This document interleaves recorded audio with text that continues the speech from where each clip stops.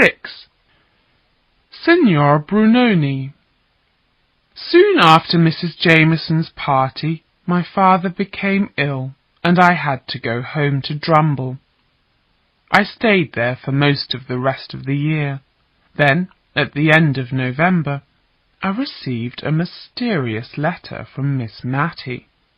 She hoped my father was well, she wrote, and could I tell her if turbans were fashionable? Something so exciting was going to happen. She must have a new cap, and perhaps she was too old to care about such things, but she would very much like a turban. Oh, and would I like to come for a visit next Tuesday? Sea green was her favourite colour. Fortunately, there was a note of explanation at the end. My dear, Signor Brunoni is going to show his wonderful magic at Cranford Assembly Room next Wednesday evening. I was very glad to accept the invitation from my dear Miss Matty, and very anxious to stop her wearing a great turban on her gentle little head. So I bought her a pretty blue cap instead, which disappointed her terribly. She followed me into my bedroom, and I think she was still hoping to find a sea green turban somewhere inside my cap box. I'm sure you tried, my dear, she said sadly, looking at the cap. It's just like the caps all the ladies in Cranford are wearing. I suppose turbans haven't arrived in Drumble yet. She left the room to welcome Miss Pole and Mrs. Forrester to tea. It was silly to expect anything fashionable from the Drumble shops, I suppose, I heard her tell them. Poor girl, she did her best. But Miss Pole had had an adventure, and was waiting impatiently to describe it. I happened to go into the George Inn today, she began when I entered. My Betty has a cousin who's a maid there, you know, and I thought Betty would like news of her. Well, there was no one around, so I walked up the stairs and into the assembly room, and there I saw that people were getting things ready for tomorrow night. I was just going behind the curtain, by mistake, when a gentleman stepped forward. He asked in very pretty broken English if he could help me.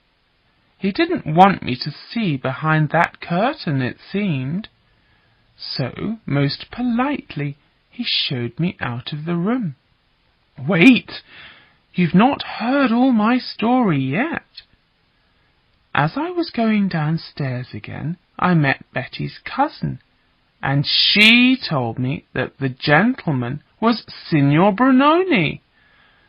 And then it was so strange. I met the same gentleman again, on his way up.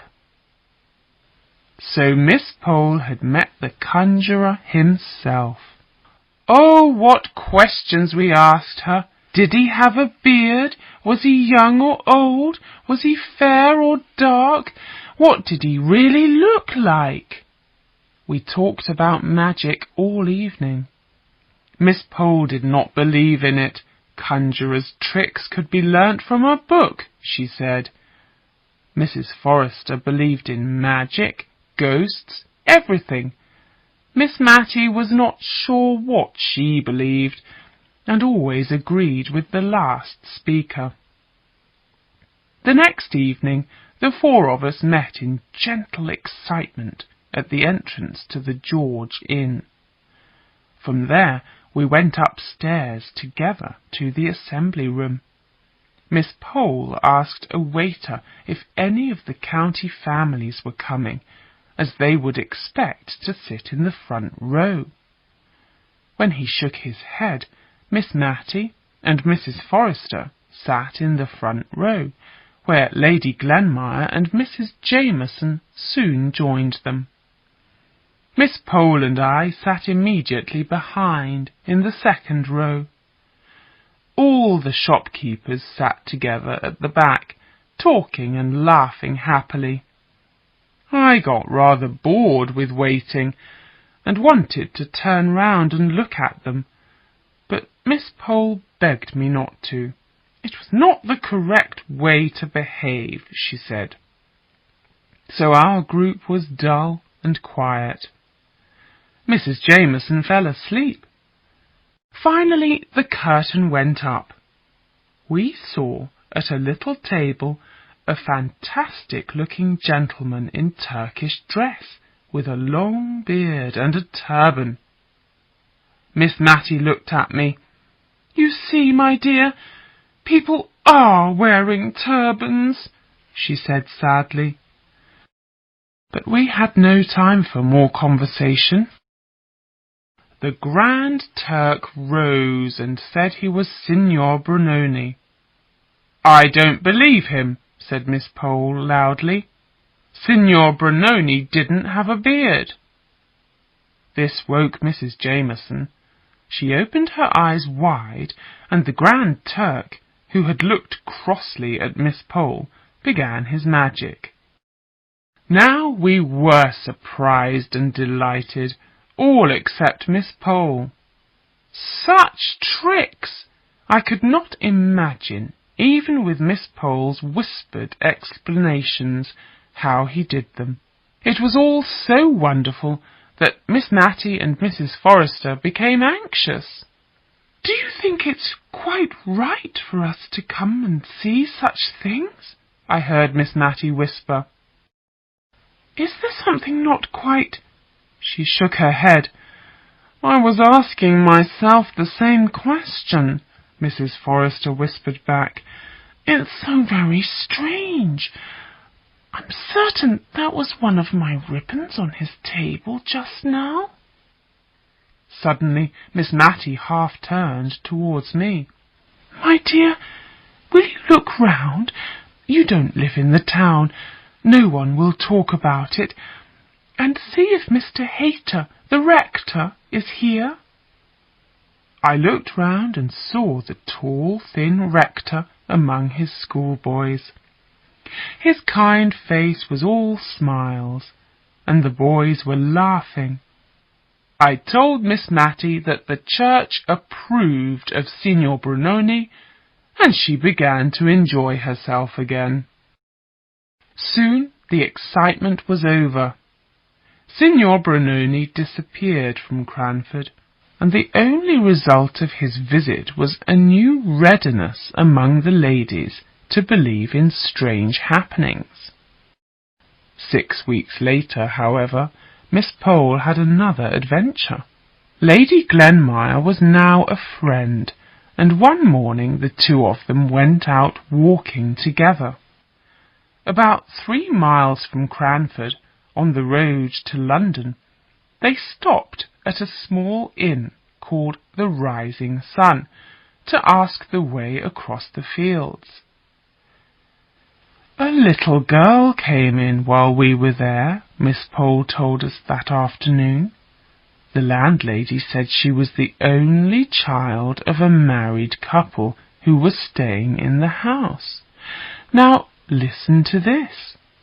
About 6 weeks ago, the landlady said, a horse and cart turned over right outside the inn. In the cart were 2 men, 1 woman, and this child, plus a great box of strange things. One of the men, the child's father, was hurt and has been at the inn ever since.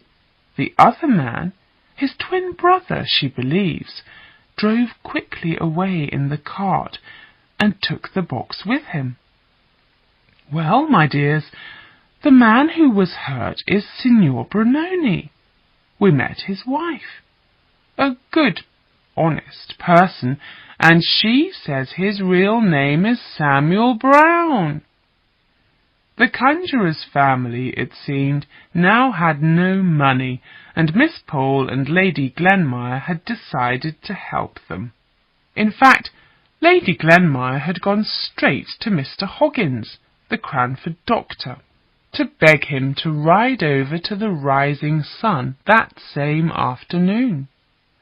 Miss Matty and I were now as interested in this news as Miss Pole was. So was Mrs. Forrester when she heard about it. The ladies waited anxiously for Mr. Hoggins's opinion. When Mr. Hoggins said that, with care, the conjurer would get better, they brought him to Cranford. Lady Glenmire promised to pay the doctor's bills. Miss Pole found comfortable lodgings for the family. Miss Matty sent a carriage for them. Mrs. Forrester was not too proud to help either. Though she was related to the Biggs of Bigelow Hall, here she was, taking nice things to eat to a poor, sick conjurer. It was wonderful to see all the kindness. Soon Miss Matty was making a coloured ball for the little girl, Phoebe, to play with. "I've always been so fond of children," she said to me sadly, as we sat by the fire, "and I dream sometimes that I have a little child of my own. I didn't expect to be Miss Matty Jenkins all my life, you know." She went on after a pause, "But the person I expected to marry is dead, and he never knew why I refused him. Ah, well, it doesn't matter now. I am very happy, my dear. I have such kind friends," she continued, taking my hand. As I knew about Mr. Holbrook, I could think of nothing suitable to say, and we were both silent. One day, soon after this, I asked the conjurer's wife if Miss Pole's story about twin brothers was true. "Quite true," she said, "though I don't know how anyone can mistake Thomas for the real Signor Brunoni. Thomas is a good man, and he paid all our bills at the Rising Sun, but he can't do the ball trick as well as my husband can, and he's never been in India, so he doesn't know how to wear a turban." "Have you been in India?" said I, rather surprised. She told me that her husband had been sent there in the army.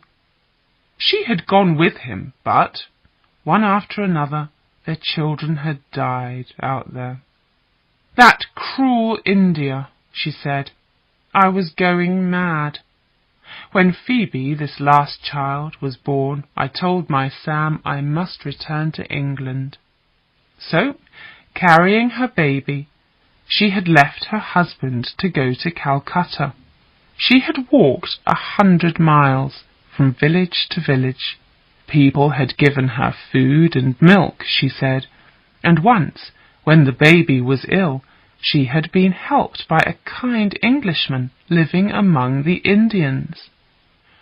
"And you reached Calcutta safely?" "Yes, and after 2 years Sam was able to come home. He'd learnt some tricks from an Indian, so he began to work as a conjurer.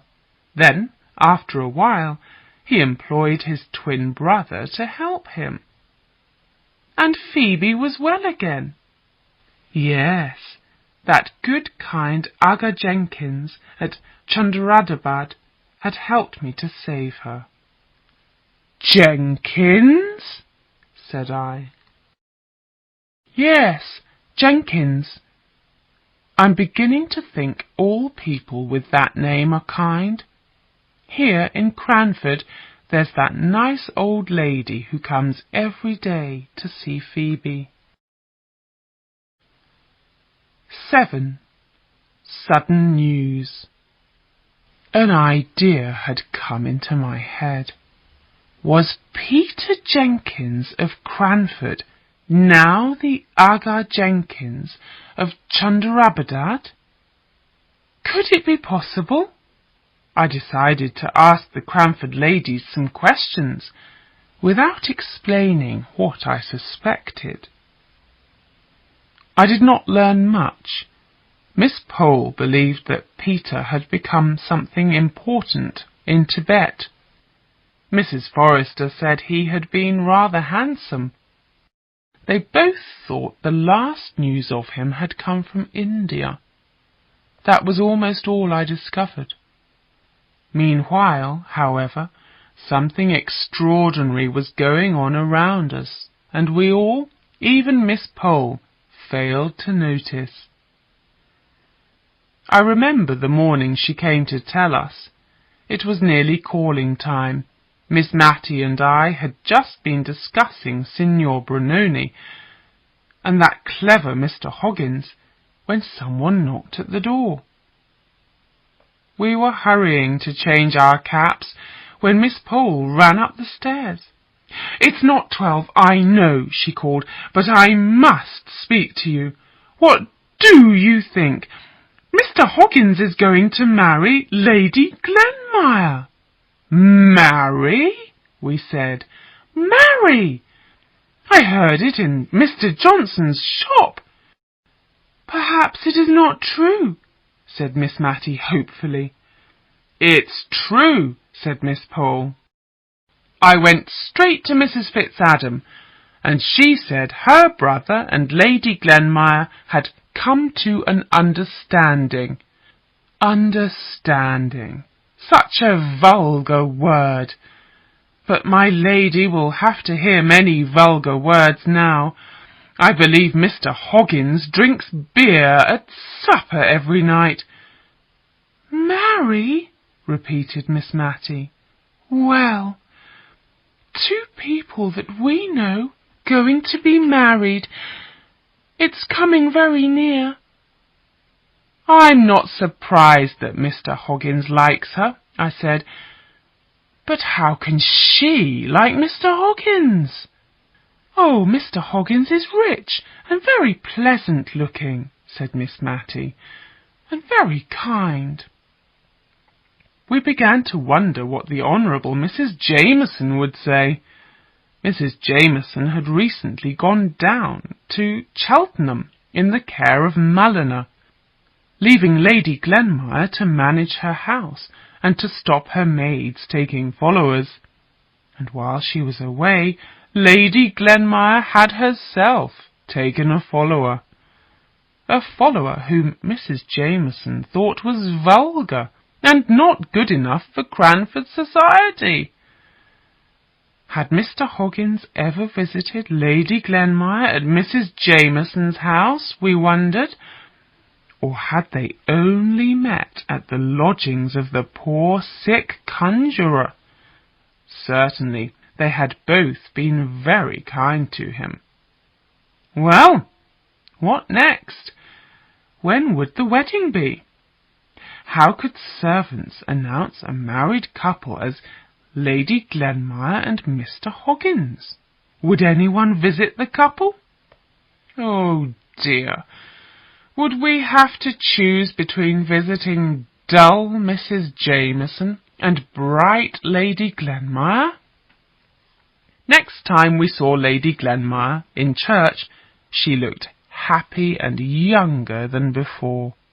Mr. Hoggins too looked happy, and he was wearing his first new pair of boots for 25 years. But none of the Cranford ladies said anything to either of them about their marriage. Until Mrs. Jameson returned, indeed, we did not know what to say. But it was now March, and Mr. Johnson announced the arrival of the spring fashions at his shop. Miss Matty had been waiting for this before buying herself a new silk dress. In our excitement we forgot for the moment about Lady Glenmire. On the Tuesday on which Mr. Johnson was going to show the new fashions, 2 letters were waiting for us on the breakfast table.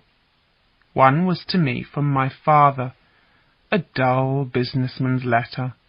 There were unpleasant reports about the town and county bank, he wrote, and he hoped Miss Matty did not still have shares in it. He had warned her sister years ago not to put money into that bank, but she had not listened to his advice. "Who's your letter from, my dear?" asked Miss Matty. "Mine is from the Town and County Bank, asking me to an important meeting of the shareholders in Drumble on Thursday.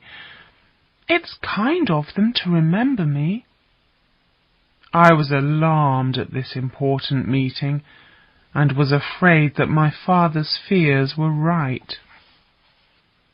However, bad news always came fast enough, so I decided to say nothing for the moment. I simply told Miss Matty that my father sent his best wishes. Then I changed the conversation.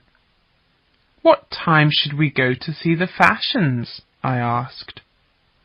"Well, the correct time to go is after 12 o'clock, she said, "but then all Cranford will be there, and I'd rather not look at dresses and caps in front of everyone. So let's go this morning, after breakfast.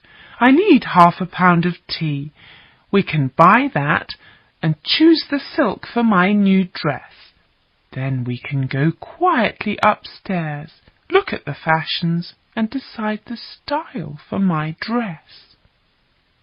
The young men at Mr. Johnson's wore their best clothes and their best smiles. Miss Matty bought her tea, then began looking at the silks. It was Cranford's market day, and many country people came into the shop. One honest-looking man stood next to us and asked to look at some shawls for his wife. He hesitated.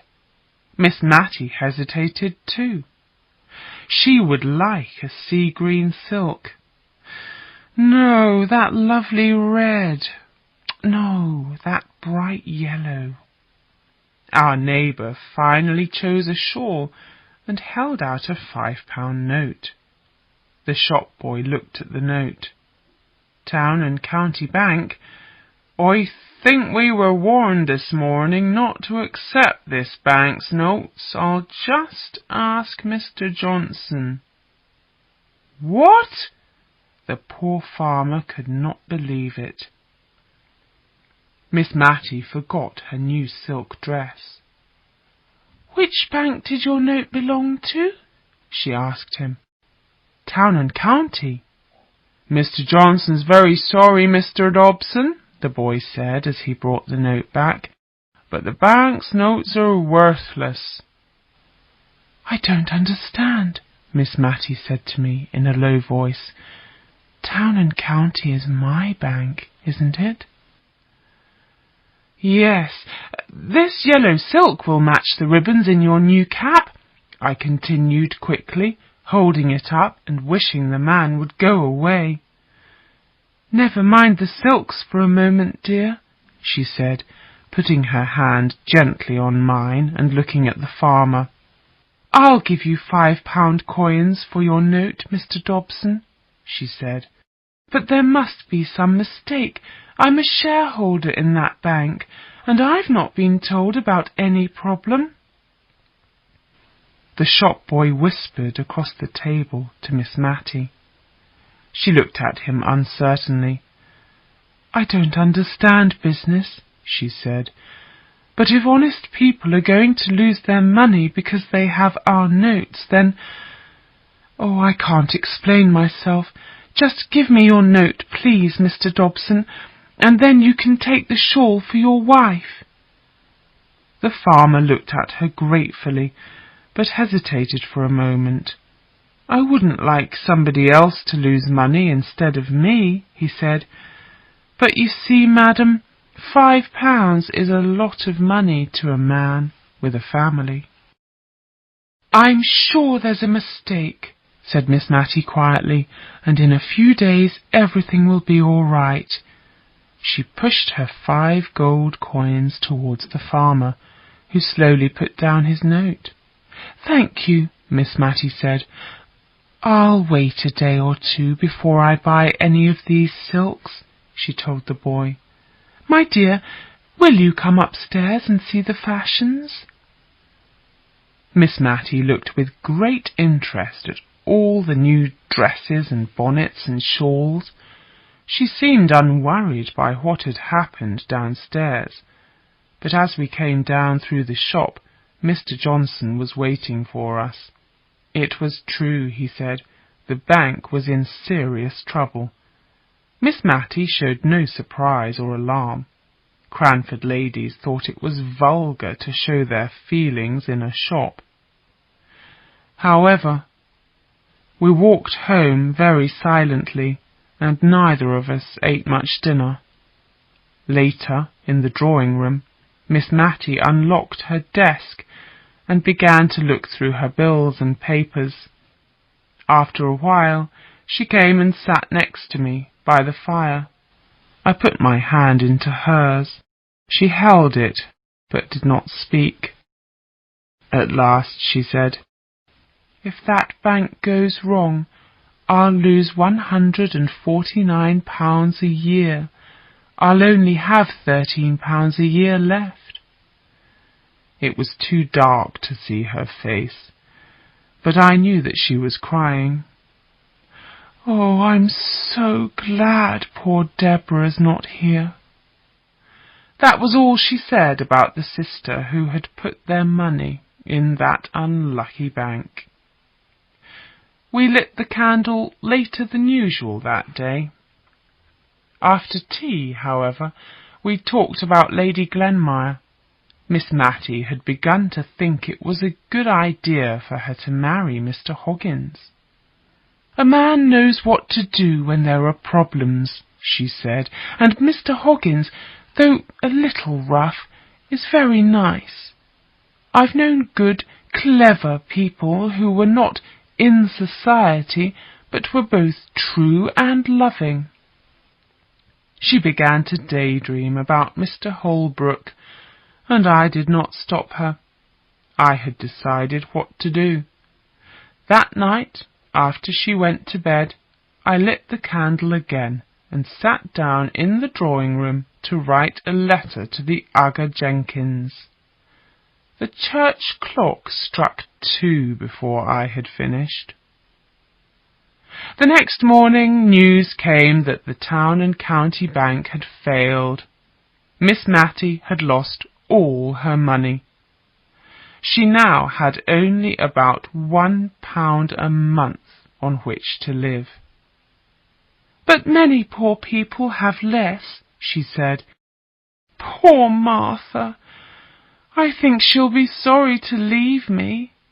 She smiled at me through her tears, and I think she wanted me to see only the smile, not the tears.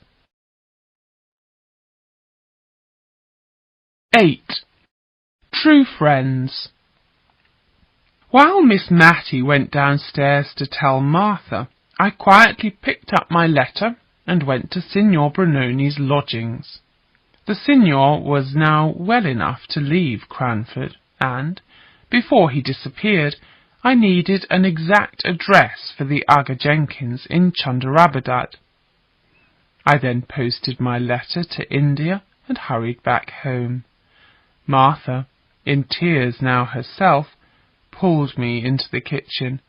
"I'll never leave her, I won't." "You may not know when you've got a good servant," I told her, "but I know when I've got a good mistress. I've money in the savings bank, and I'm not going to leave Miss Matty." What should I say? Miss Matty needed this kind of woman. "But, Martha, I don't think Miss Matty will even have enough money to buy your food." "Not enough for food?" Martha sat down on the nearest chair and cried aloud. Upstairs, Miss Matty was very quiet and sad.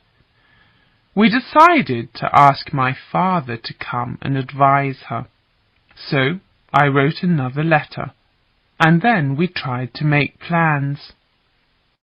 Miss Matty just wanted to sell most of her things, rent a single room somewhere, and live quietly on the money that remained.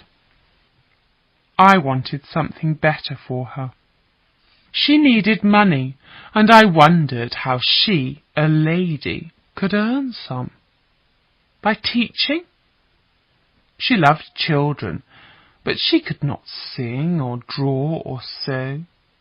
Perhaps she could teach reading? No. When she read aloud, she had to cough before each long word. Writing? Her spelling was terrible. No, there was nothing she could teach the children of Cranford, I decided, except quiet goodness.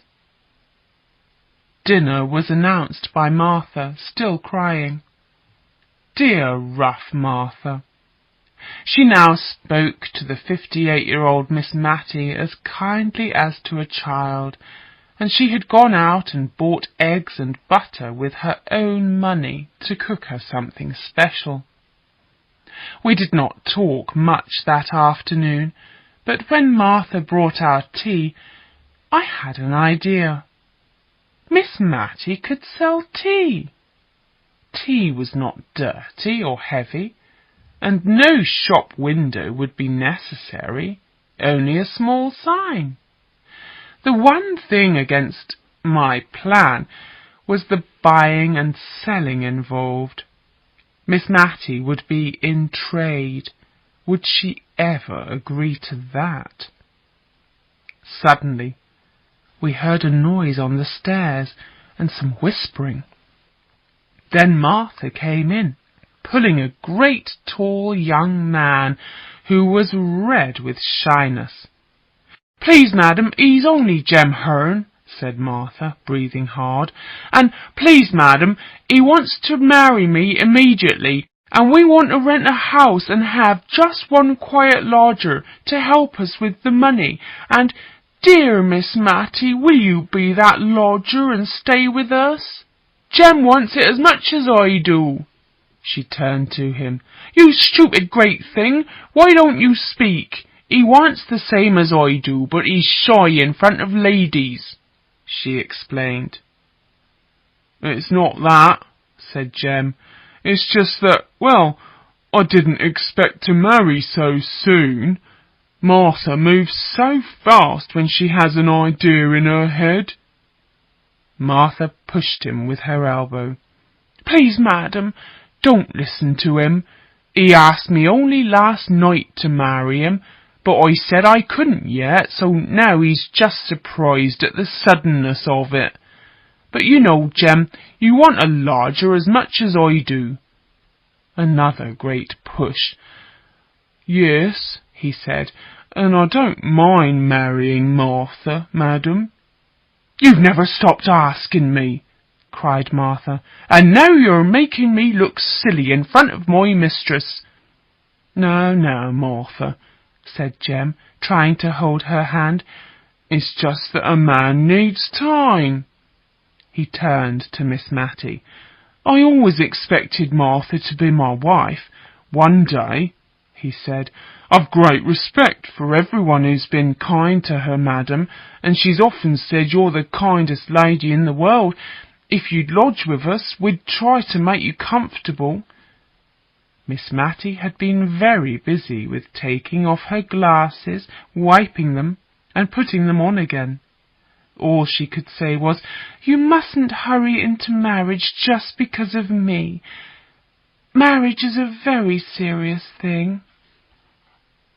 "But Miss Matty will think about your plan," I said quickly, "and she can never forget your kindness." "I'm very willing, madam, though I don't explain myself well," Jem replied. "So, Martha, my girl," he whispered, "why do you go on crying and pushing me?" Martha, annoyed, ran out of the room and was followed by her lover. Miss Matty then sat down and cried.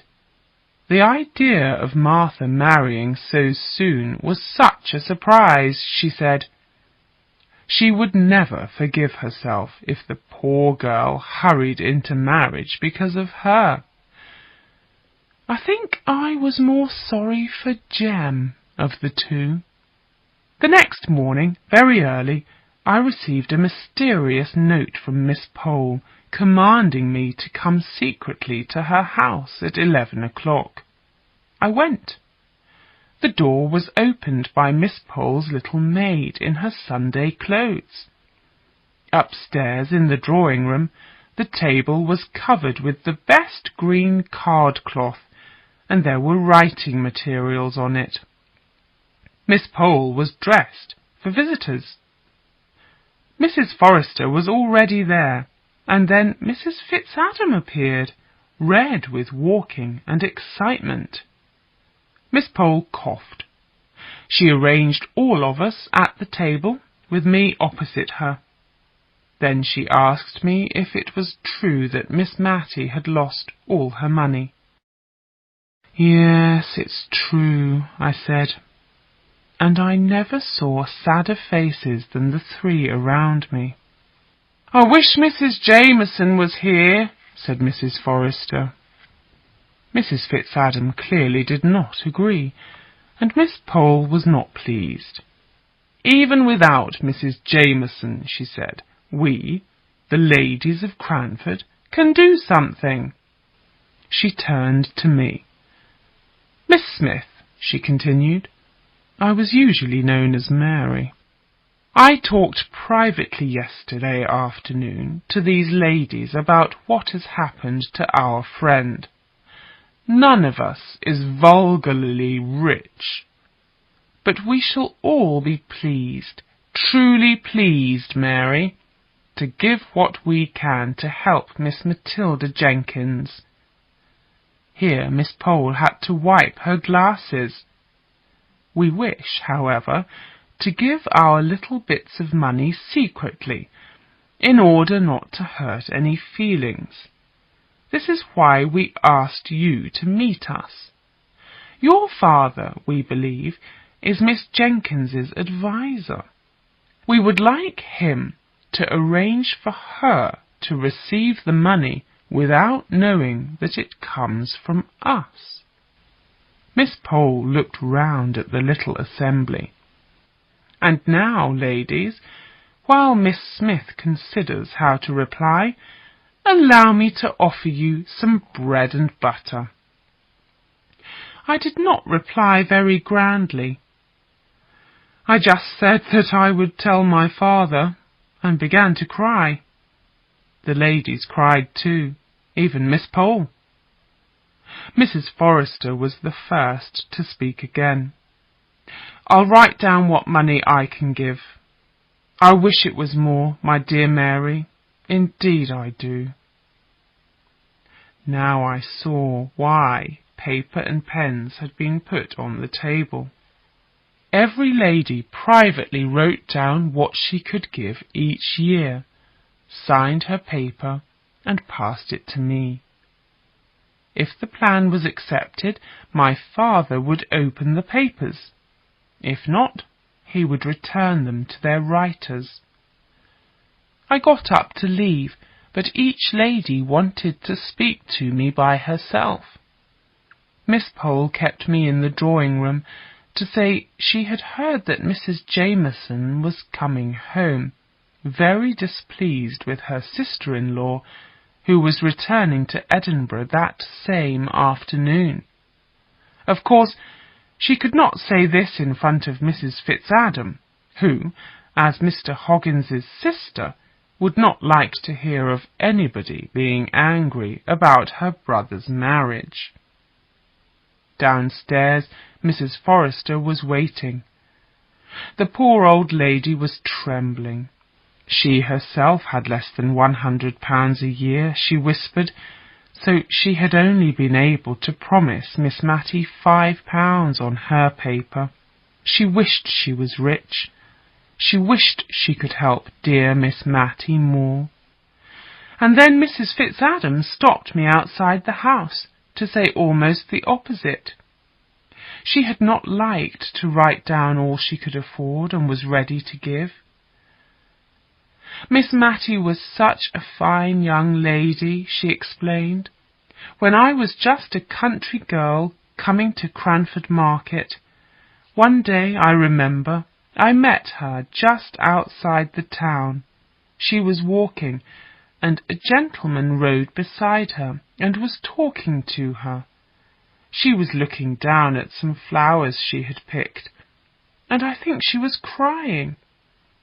But she turned and ran after me to ask, oh, so kindly, about my poor mother who was dying.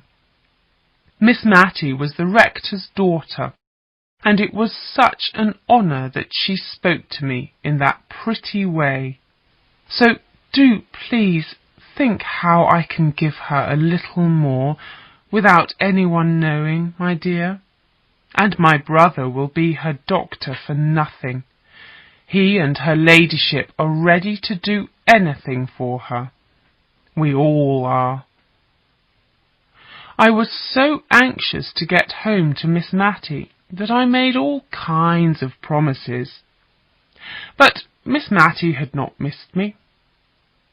She was busy preparing to leave her house, and I think she was pleased to be doing something. Whenever she thought about Mr. Dobson with his £5 note, she said, she felt so dishonest.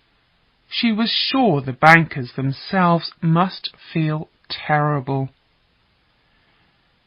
My father arrived next morning, and when we were alone I told him about Martha's plan and my meeting with the Cranford ladies.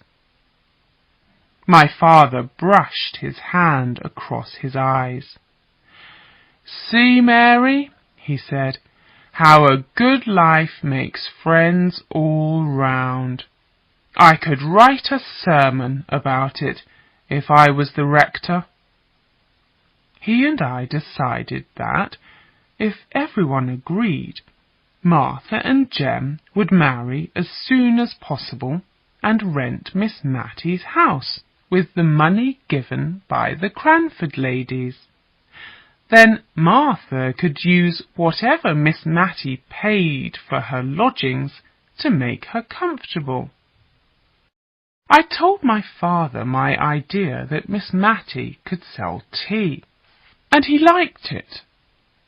One of the rooms downstairs could become a shop, he said enthusiastically. It could have a glass door, and Miss Matty could sit behind a table. Miss Matty patiently accepted all we arranged. She even agreed to sell tea. "Though I doubt that I'll do it very well," she said. "I'd so much rather sell sweets to children." 9. A happy return. Mrs. Jameson, when she returned, considered Miss Matty's situation for 2 or 3 days. Then she kindly gave her approval and allowed Miss Matty to sell tea and still remain in Cranford society, although she would be in trade. I think she was trying to annoy Lady Glenmire by showing that a married woman comes down to her husband's level in society. An unmarried woman like Miss Matty, however, could keep the level that her father had. So Cranford was allowed to visit Miss Matty, and, whether allowed or not, it was going to visit Lady Glenmire. But then we learnt that Mr. and Mrs. Hoggins were going to return the following week. Mrs. Hoggins, not Lady Glenmire. Mrs. Jameson was pleased. That woman never had any taste, she said. But that woman and her new husband looked very happy on Sunday at church, and we did not turn our faces away from them, as Mrs. Jameson did. Miss Matty sold a lot of her furniture, though an unknown friend, Mrs. Fitzadam I suspected, bought some favourite pieces back for her. The rector, too, bought the late Mr. Jenkins's library, and then offered some of the books back to Miss Matty. saying he had not enough shelves for them all. The downstairs room was changed into a shop, as agreed, and we put a very small notice above the new door, Matilda Jenkins, seller of tea. Inside, the walls were white, and 2 great boxes of tea stood on the bare wooden floor. I spent my small savings on sweets for the children Miss Matty loved so much, and now her shop was ready to open. Well, not quite. Miss Matty was worried because Mr. Johnson also sold tea, and she did not want to take business away from him. So she went down the street to talk to him about it. He was very kind to her, and I know that he sent her some of his own customers by telling them that Miss Jenkins's teas were better than the ones he sold. My businessman father shook his head. All very well in Cranford, perhaps. You could not do business like that in Drumble. But I was delighted. Everyone suddenly seemed to need tea. Indeed, Miss Matty sold so much of it on the first 2 days that I felt able to leave her and go home to Drumble. I returned every 3 months to check the shop and help Miss Matty with her business letters. This reminded me, of course, that no reply had ever come from India. I began to be ashamed of my letter to the Aga Jenkins, and was glad I had told nobody about it. About a year after Miss Matty opened her shop, Martha begged me to come back to Cranford. I went immediately in case Miss Matty was ill. She was not. When I looked quietly into the shop, there she was behind the table, happily knitting. The only problem was that Martha was expecting her first baby very soon, and Miss Matty did not realize it. "I'm so afraid she won't approve," cried Martha to me in the kitchen. "Will you tell her?" I decided I would not, but a week later I went in to see Miss Matty with a baby in my arms. She asked for her glasses, looked at it in surprise, and was very silent all day. Then she went up to see Martha, and they both cried with happiness. Shy, proud Jem shook my hand so hard that I still remember the pain. While Martha was in bed, I was busy in the house, but sometimes I helped Miss Matty in the shop and was amused to watch her. She would never make a success of selling sweets. She gave away too many to every child who came in. But she had made more than £20 from selling tea in her first year, I discovered. She liked her new life, too, now that she was used to it. She met the country people, and they brought so many little presents of fruit and eggs for the old rector's daughter that her table was sometimes quite full. Cranford itself went on as usual. Mr. and Mrs. Hoggins were very happy together, though Mrs. Jameson still did not speak to them, and even her man Mulliner avoided them in the street. It was now June. Martha was up again, and I was sitting in the shop one afternoon with Miss Matty, when I saw a gentleman walk slowly past the window. He stood at the door, searching for a name. Then he came in. His hair was white, but his face was deep brown from the sun. It was the Ugga Jenkins. I knew it. He stood opposite Miss Matty, just looking at her. Then he turned sharply to me. "Is your name Mary Smith?" "Yes," I said. He clearly did not know how to announce himself to Miss Matty, who was always shy when a man entered the shop. "Give me a pound of those things," he said, waving at some sweets. "A pound?" Now Miss Matty looked up at him. "Oh, sir, can you be Peter?" she said, and trembled from head to foot. In a moment he was round the table and holding her in his arms.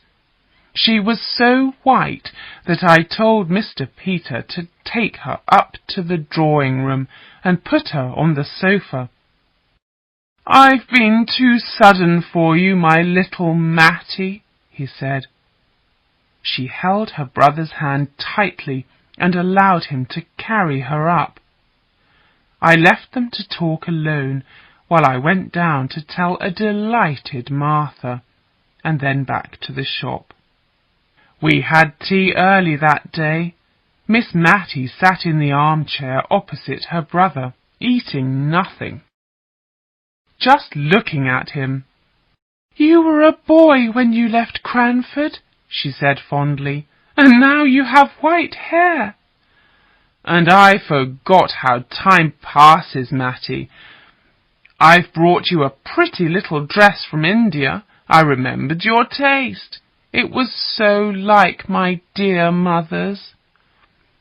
At that time the brother and sister held each other's hands even more tightly, and I got up to leave them together again. But Peter rose too.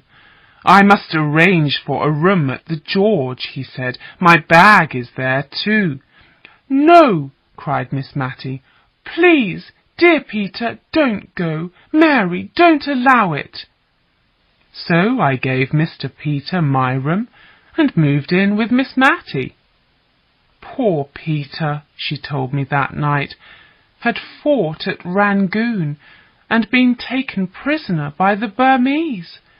Afterwards his letters to England were returned with the word "dead" across them. So he had decided to stay out in the East as a planter. Then my letter arrived. I do not think Peter came home from India a rich man, but a day or two later the shop was closed. The sweets were given to children, the tea was given to old people.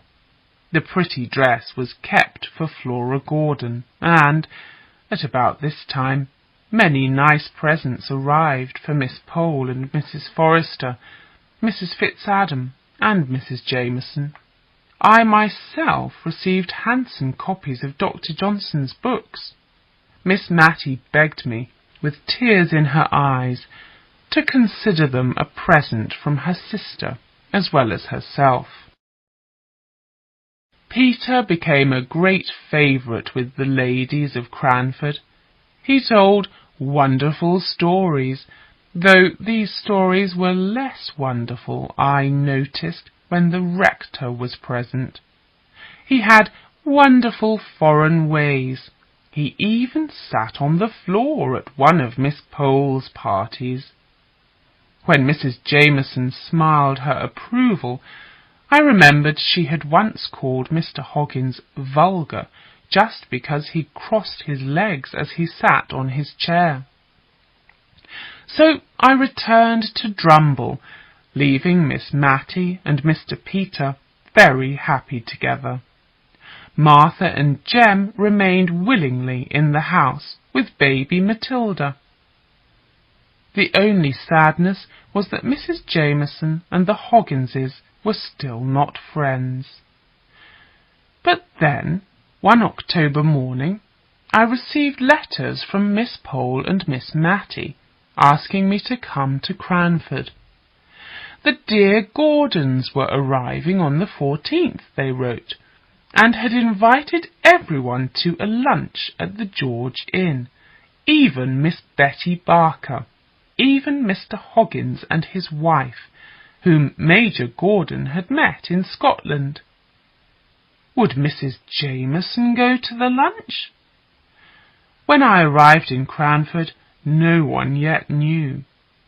Mr. Peter, however, said she should and would go. "Leave Mrs. Jameson to me," he announced. The next thing we heard from Miss Pole was that Mrs. Jameson was indeed going. Clever Mr. Peter had arranged for Signor Brunoni, conjurer to the King of Delhi, to return to Cranford Assembly Room in honour of the Honourable Mrs. Jameson. Mrs. Jameson's name was written large on the notice. Mr. Peter was sending everyone free tickets. And when was Signor Brunoni going to show his magic? On the evening of the Gordons' lunch. So Mrs. Jameson came to the lunch, all smiles at Mr. Peter's fantastic stories of his travels, and he entered the assembly room that evening with the Honourable Mrs. Jameson on one side and my lady, Mrs. Hoggins, on the other. Since that day the old friendliness has returned to Cranford. I am pleased about this. My dear Miss Matty loves peace and kindness, and I think we are all better people when she is near.